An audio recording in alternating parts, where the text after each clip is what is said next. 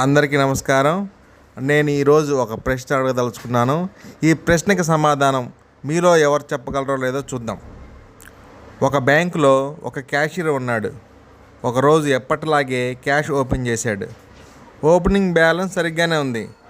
రోజంతా జరిగిన అన్ని నగదు లావాదేవీలు ఎలాంటి పొరపాటు లేకుండా సక్రమంగా జరిగాయి. కానీ సాయంత్రం క్యాష్ క్లోజ్ చేసే సమయంలో 20,000 తక్కువగా ఉన్నట్టుగా క్యాషియర్ గుర్తించాడు.